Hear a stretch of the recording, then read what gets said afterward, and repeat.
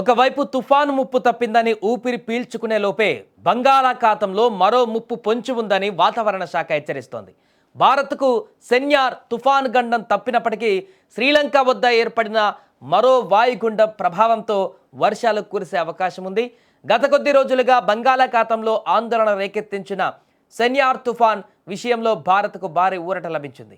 ఈ తుఫాన్ తన దిశను మార్చుకొని మలేషియా వైపు పయనిస్తోంది. దీంతో మన దేశానికి, ముఖ్యంగా తూర్పు తీరానికి ఈ తుఫాన్ ముప్పు తప్పినట్లేనని అధికారులు స్పష్టం చేశారు. ఇక సెన్యార్ వెళ్ళిపోయినా కూడా శ్రీలంక పరిసర ప్రాంతాలలో కొనసాగుతున్న తీవ్ర అల్పపీడనం ఇది క్రమంగా బలపడుతూ గురువారం వాయుగుండంగా మారేటువంటి అవకాశం ఉందని ఐఎండీ అంచనా వేస్తోంది.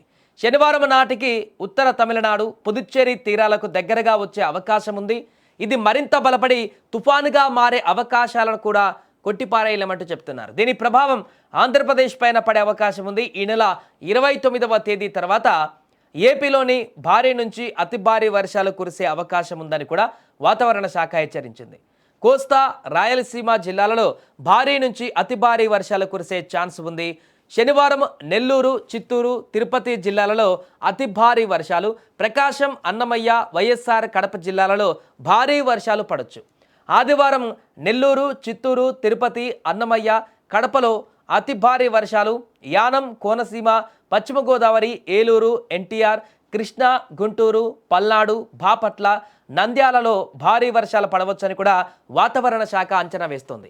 ప్రస్తుతం రైతులు వరి కోతలు, ఇతర పనుల్లో నిమగ్నమై ఉన్నందున రాబోయే 3-4 రోజులు వాతావరణ అప్డేట్స్ గమనిస్తూ తగు జాగ్రత్తలు తీసుకోవాలని అధికారులు సూచిస్తున్నారు.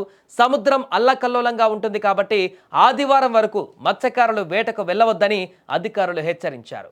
తీరం వెంబడి గంటకు 60 నుంచి 70 కిలోమీటర్ల వేగంతో గాలులు వీచే ప్రమాదం ఉందని కూడా చెప్పింది. దీంతో మత్స్యకారులు ముఖ్యంగా జాగ్రత్త వహించాలంటూ కూడా అధికారులు చెప్తున్నారు. ఏదేమైనా కూడా ఈ యొక్క అల్పపీడనము వాయుగుండంగా మారేటువంటి అవకాశం ఉన్న నేపథ్యంలో దీని ప్రభావం ఆంధ్రప్రదేశ్ పైన ఉండేటువంటి అవకాశం స్పష్టంగా కనిపిస్తుంది.